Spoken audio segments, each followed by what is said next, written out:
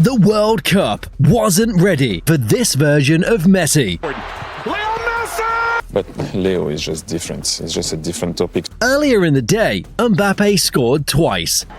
Olise, lovely. Mbappe! Mbappe! Haaland scored twice. Support from Müller-Wolfer, and in there! Oh, that's a little short! Two of the most lethal forwards on the planet, both announcing themselves on the biggest stage in football. And then Lionel Messi walked out against Algeria and made both of them look like the warm-up act. He watches Mbappe go crazy. He watches Haaland go crazy. And he says, young men, hold my beer. Let me show you why they call me the king around here. 3 goals, a perfect 10 Sofascore rating, the first World Cup hat-trick of his career. Showcasing himself on the American stage and showing why he's the greatest player to ever grace this pitch. Messi hat-trick to start off Argentina's title defense campaign.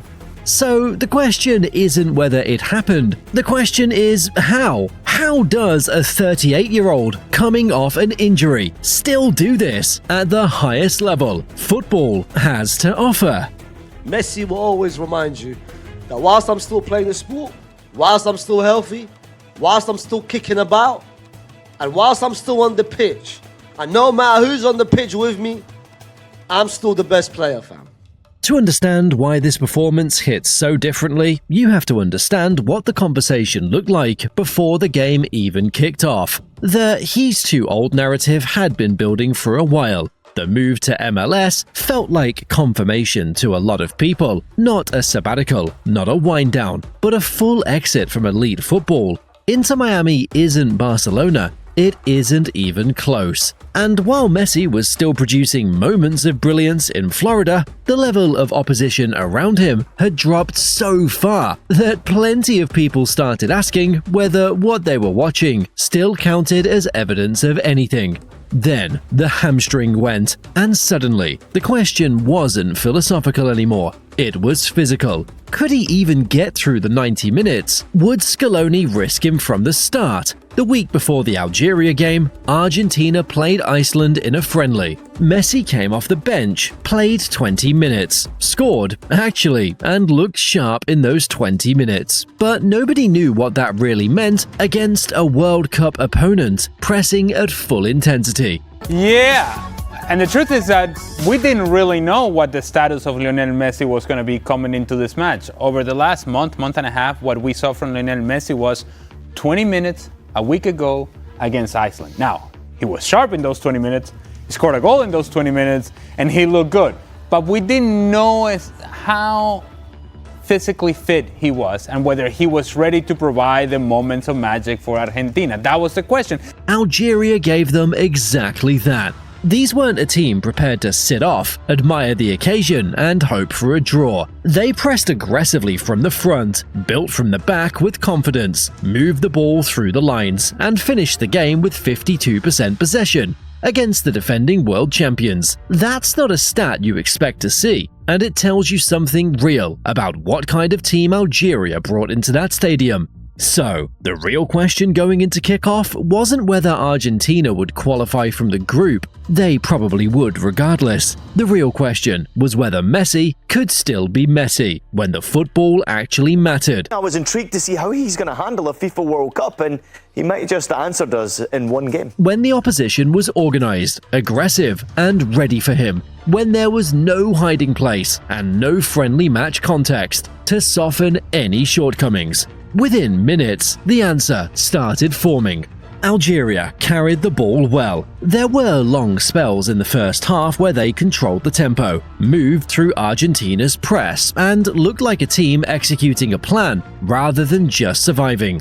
On the numbers, it looked like a competitive match, balanced, even. Even though Algeria and Argentina's possession was relatively similar, Algeria couldn't get a shot on target. 7 attempts, 0 on target in the whole match. But football isn't decided on possession stats, and there was one thing Algeria couldn't control, no matter how much of the ball they kept. Every time Argentina won it back, the game became immediately dangerous. Not gradually dangerous, immediately. because almost every time Argentina got the ball in anything close to an advanced position, the play ran through one man.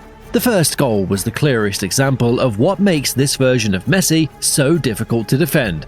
We saw Messi score an offside goal. We called him finished within 5 minutes. And then he responds with a Puskas-worthy goal at the age of 39. De Paul played a through ball, splitting Algeria's defensive shape and finding Messi in behind. One gap, one moment where Algeria's line held a fraction too long. Messi didn't need two. He took it, finished clinically, and walked back to the halfway line like he'd done it 1,000 times. Because he has. What nobody expected was what came after that goal. Most players at 38, carrying an injury history, having spent 18 months in a lower intensity league. Most of them score and then quietly manage their energy. Messi got more involved. He started dropping deeper, pulling Algeria's centre-backs out of position, dragging their midfielders into uncomfortable decisions, dictating the tempo of the game in a way you normally associate with a deep-lying playmaker, rather than a forward. I thought it was very clear from Lionel Messi from the very beginning of the game what his intent was in this match and his level of interest was in this match, not because of something that he did offensively.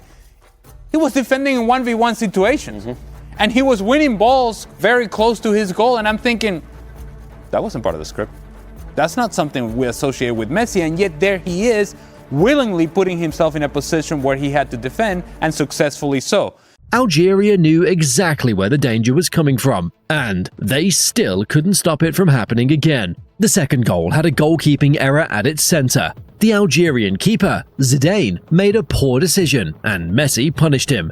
And if we're going to be completely fair here, I think the goalkeeper for Algeria, Zidane, he probably didn't have his best moments for the first two goals. But the fact is, Messi was still a factor regardless of that. But here's what you have to understand about that moment. When the mistake happened, Messi was already in exactly the right position. He understood it. He understood the assignment.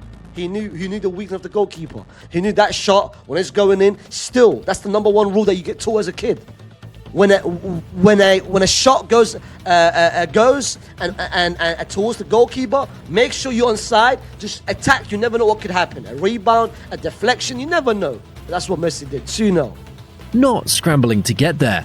Already there. That's not luck. That's 20 years of reading football at a level nobody else in this tournament can match. The third was historic. Unmarked at the top of the box, 3 touches, clinical strike into the net. And with it he pulled level with Miroslav Klose on 16 World Cup goals, the joint highest total in men's World Cup history. He was left completely free. Algeria had no answer. And with the space he was afforded by Algeria's defense, and with Zidane struggling in goal, with his precision and his power on his strike there, it was always going in. But the goals only capture part of what happened. From the first minute, Messi was defending in 1v1 situations and winning them, tracking back when Algeria counterattacked, pressing at the right moments rather than wasting energy pressing constantly. At one point, he stood in a free kick wall. Algeria played it short, and he read the pass before the ball was even played. Analysts were stunned. His own manager probably wasn't.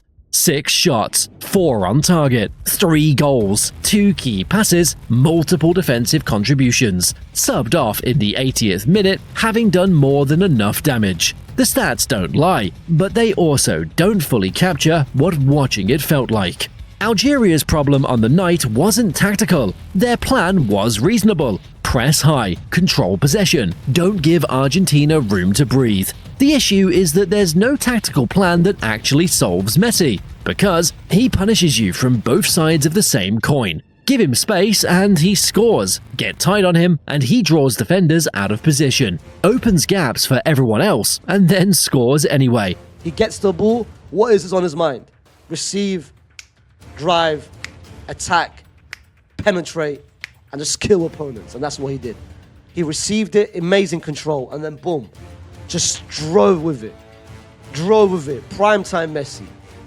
After that, there's certain moments, the passes he was making, the 1-2s he was making, the penetration, the close control in certain moments, the ball retention in certain moments. You can put 1 or 2, 3 players on him, it doesn't matter. Teams have been trying to crack that equation for 20 years. Nobody has managed it yet. One of the analysts covering the game described him like a viper in the grass. You watch him and he barely seems to be moving. He's not tracking every ball, not pressing constantly, not sprinting channels. He doesn't rely on his physical standpoint. He doesn't rely on his physical ability.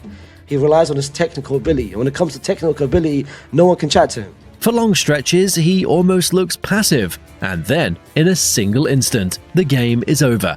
Algeria made the mistake of watching him and thinking that because he wasn't busy, he wasn't dangerous. They found out what every other team already knows. The goalkeeper makes a mistake, he puts it in. And then the big shot from distance, where I'm asking myself, why is nobody closing him down? Why is nobody on him? You know, like the best games when you play against Argentina is to get him frustrated. In that you get him only frustrated when you're on him, when you make it a little bit dirty, a little bit, you let him feel that you're there. But if you give him a little bit more space and freedom like he had today, he will punish you.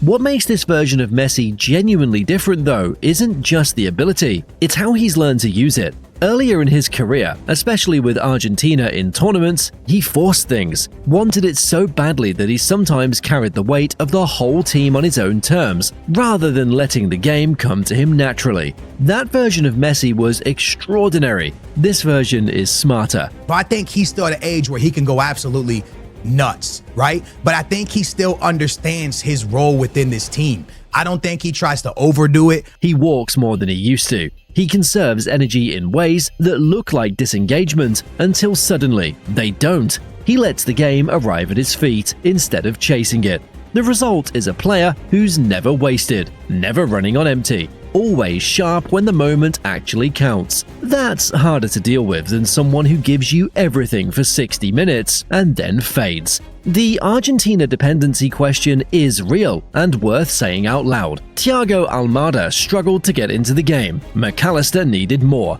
The team leaned heavily on Messi to create and finish and organize, which against stronger opposition in the knockout rounds could look different. But right now, leaning on Messi isn't a weakness because he keeps delivering. Enzo not having the best moment at Chelsea, McAllister not having the best moment at Liverpool. You start going down the list. Otamendi's older now. Spurs nearly got relegated. You start going to where the players play, and it hasn't been a phenomenal season for most of these players on a club level. But when they put on that Argentina jersey, this team plays together, a unit, and they believe because they have Messi on their team. And that, my friends, is absolutely phenomenal. You can't punish a team for relying on their best player when their best player is doing this. 20 years ago, Messi scored his first World Cup goal. He was a teenager, unknown to most of the world, a promise rather than a proven commodity. On this night, he became the oldest player ever to score a World Cup hat-trick at 38 years and 34 days. Lionel Messi dominating the game against Algeria, scoring a hat-trick, and with it, he has joined Miroslav Klose, the great German, on 16 World Cup goals, which is a men's World Cup record. So he needs one more to break the record. That's not a footnote. That's the entire story, compressed into one number. France, watch this. Spain, watch this. England, Germany, every team still standing in this tournament, watch this, and now has to build a plan for a player nobody has ever successfully planned for. This wasn't a farewell tour performance. Farewell tours don't look like this. This was a warning shot, delivered calmly, with a perfect 10 rating and a smile on his face.